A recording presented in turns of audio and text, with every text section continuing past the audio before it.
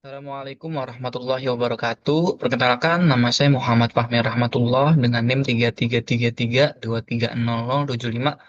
Saya dari kelompok 13 di tutorial Statistika 2. Di sini saya akan mencoba untuk mengerjakan tugas mingguan pada modul 4.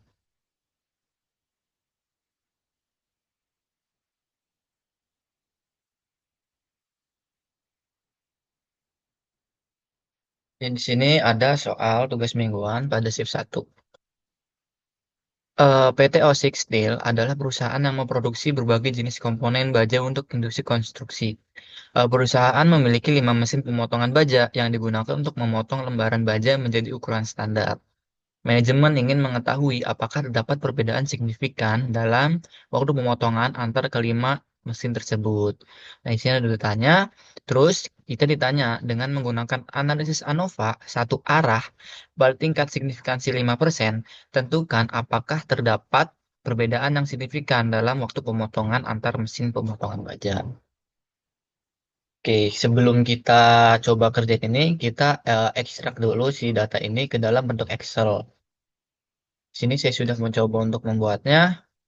Nah, seperti ini. Jadi di sini tuh ada dua kolom, yaitu mesin dan waktu pemotongan. Mesin dan waktu pemotongan. Ada jenis mesin A, B, C, D, dan E. Terus waktu pemotongan ini pada mesin A sekian, pada mesin B sekian, pada mesin C sekian, dan pada mesin D sekian, serta pada mesin E sekian. Lalu setelah kita buat Excelnya, kita masukkan ke file dengan folder yang sama. Lalu kita buka RStudio. Di sini saya sudah membuat sintaksnya.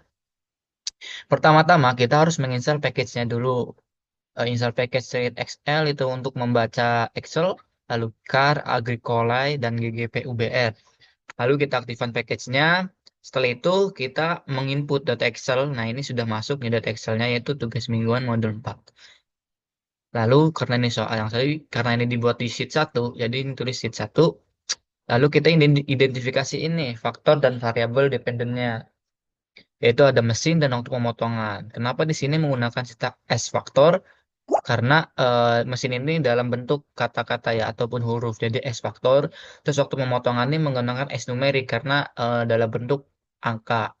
Selanjutnya kita melakukan pengujian Levene tes untuk homogen ragam data. Di sini kita P value-nya, P signifikansi ini menggunakan 0,05 karena 5% dalam soal.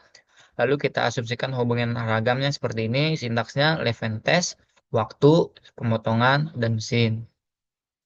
Lalu kita melakukan uji normalisasi dengan Shapiro-test waktu pemotongan. Lalu kita menyusun model ANOVA. Seperti ini. Setelah itu kita running.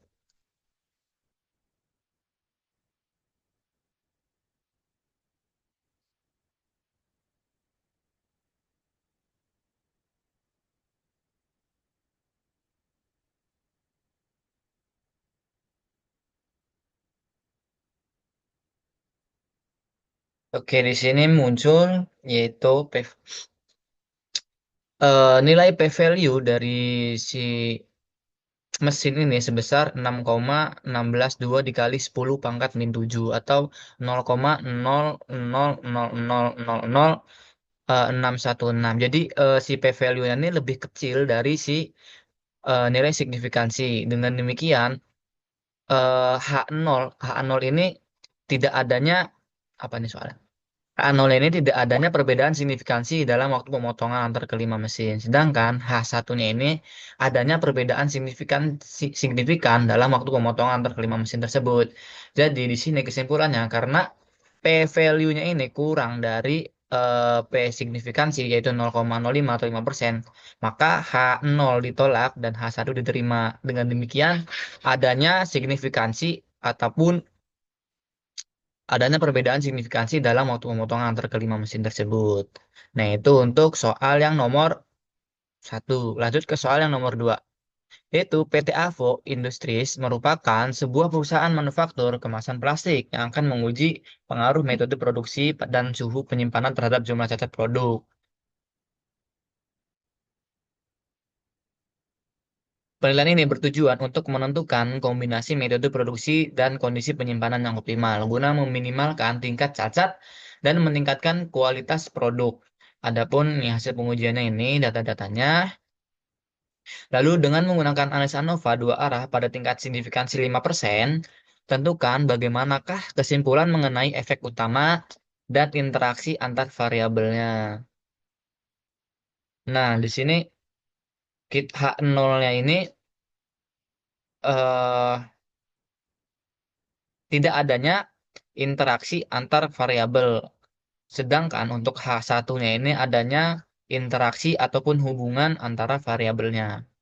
Nah, kita ekstrak dulu sih ininya ke dalam bentuk Excel yaitu dengan per kolom yaitu metode, suhu penyimpanan, dan eh,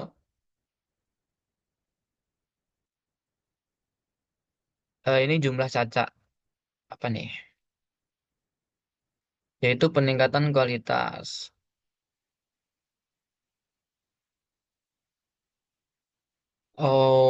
Penyimpanan terhadap jumlah cacat. Oke, ini adanya jumlah cacat ya. Oke, kita ubah dulu. Di sini ini jumlah cacat. Oke, lanjut. Kalau ini sudah ini, kita langsung ke RStudio. Di RStudio, saya sudah membuat sintaksnya seperti ini, metode peningkatan. Nah, ini ganti jumlah. Nah, ininya jumlah cacat.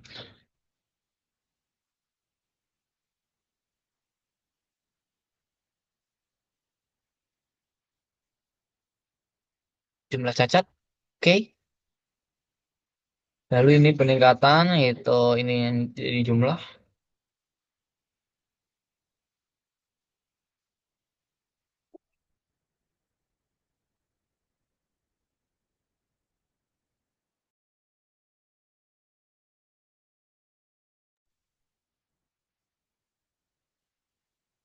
Jumlah cacat, nah ini peningkatan ganti.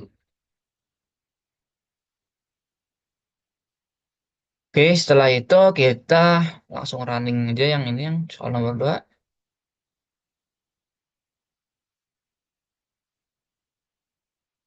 Ada error.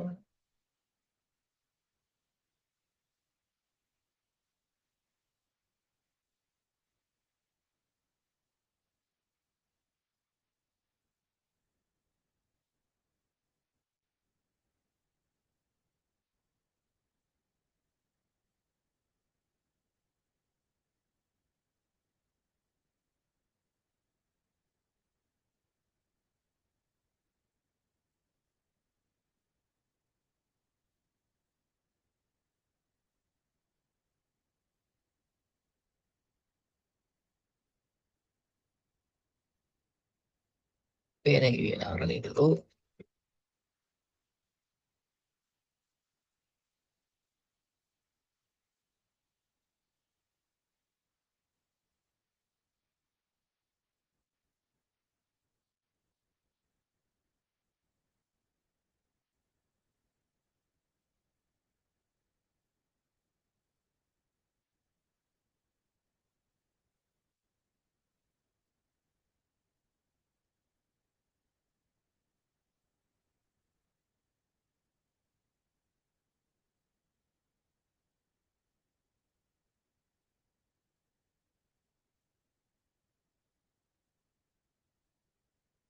Ini jumlah cacat, habis itu kita running.